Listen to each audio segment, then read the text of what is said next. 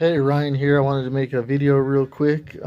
Just wanted to talk about something real quick of how if you're an entrepreneur, or if you have, or not even if you're an entrepreneur, just if you're a homeowner and you've bought a house for a good deal and the housing market has gone up, and you're thinking about, hey, I could make money off of this house and I could move.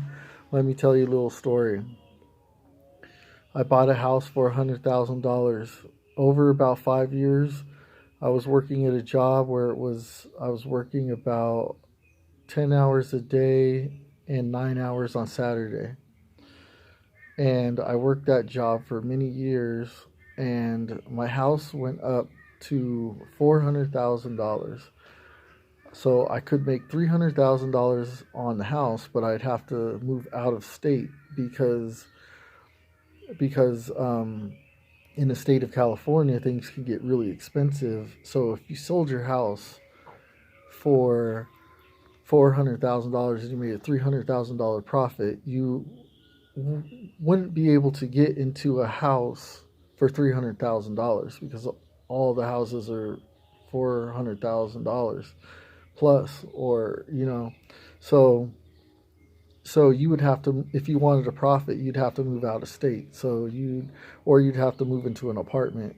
Um, so to make a long story short, what I could have done was I could have sold my house for 400,000, made $300,000 off of it. Let's say I wanted to sell it fast, and I sold it for 300,000, and I made a $200,000 profit. Okay, I didn't do it because of my family, and everybody said don't do it. Um, everybody, everybody was, everybody, they were like, "Where are you going to go? What are you going to do? You have to move out of state, right?" Well, I should have done that because let's say I made $200,000 and I moved out of state. Well, with $200,000, working at the job where I was working, it would take me about 12 years to make that much money. Okay, so this is where stupidity, people that are stupid and people that are comfortable, when you get comfortable, you don't want to go outside your comfort zone. What I'm trying to say is, if you're in a position to be able to do something amazing like that, don't let your family hold you back from doing it. It'd probably be better to sell and get all that money and live in a motorhome than to suffer what ends up happening next. What happens next is your $400,000 house ends up becoming a $27,000 house. Now you're in the hole about $80,000. So, um, and you have to still work that shitty job with a shitty boss and shitty people around you, and work all those hours for hardly any money at all. And when it comes down to if you have money or if you don't have money, it doesn't really matter. It's kind of true. Like, I don't have no money right now, and there's times when I've had more money. Um, and I would say that I'm fine either way. I'm happy either way. It doesn't matter to me. I'm happy. But the only problem is when I have money, I can do more things. I have opportunity to do things. I could travel. I could go places, which is great when you're young. But when you get older, I don't like to do a lot of traveling because my body hurts, and it takes a lot of effort to travel, and you spend a lot of money. But anyways, this is just a message for people out there that are working hard at a shitty job, day to day grind, and you have to go through all that for like not that much money. You're not making that much money. And maybe you own a house, and maybe the house is worth a lot of money, and maybe you have a chance to make a lot of money. You better think about it. How long is it going to take for you to work at your job to make that much money? It's going to take you like 10 or 12 years.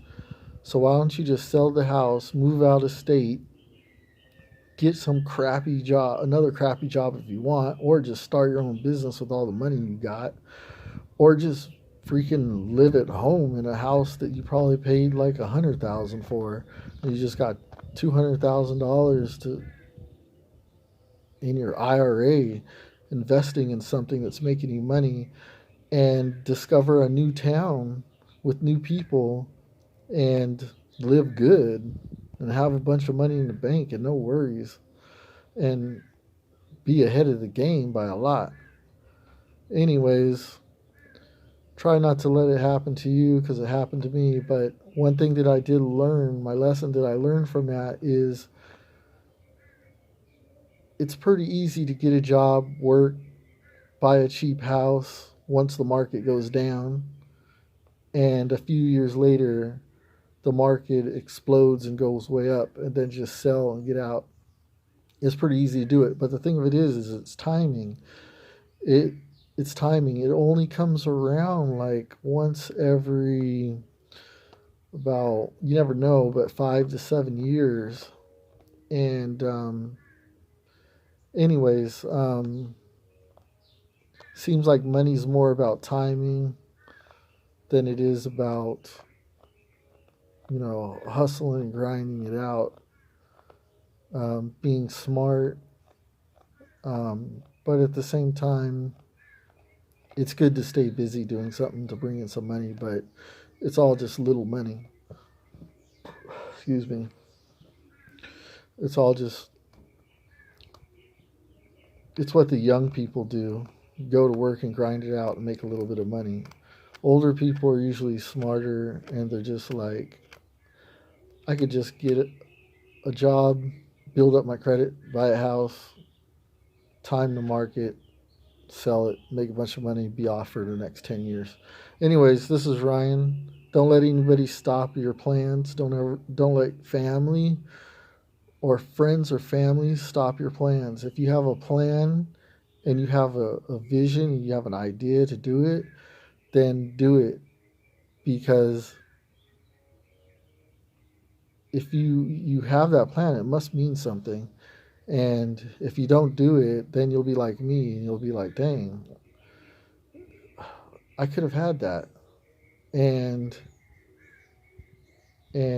but maybe God was teaching me a lesson. Maybe I didn't do it because maybe I would have went out and spent like crazy because I have all this money. But that might have been what would have happened. Maybe I would have went and partied and spent like a lot of money. So maybe it happened for a reason.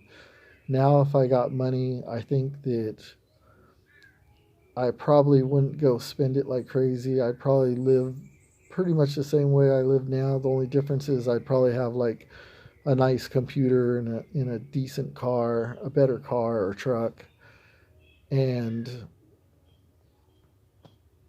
maybe a little bit better clothes. But I don't think I would go on a totally crazy shopping spree. Maybe like $300 or something would be enough to get me new clothes and shoes and different things like that. Um, but you got to think about the money yearly. You got to look at the yearly amount. How much do you make a year? That's what I was taught. Like, it's better to think about how much do you make a year better than how much do I make every week. You got to think about like the whole year. So if you think about when you think about selling a house and making like $200,000, that means that year you made $200,000 or a couple years or whatever. But when you work a job, you only make like $30,000. Like, how long does it take? 3, 6, 9, 12, 15, 18, 6, 7. I don't know my math.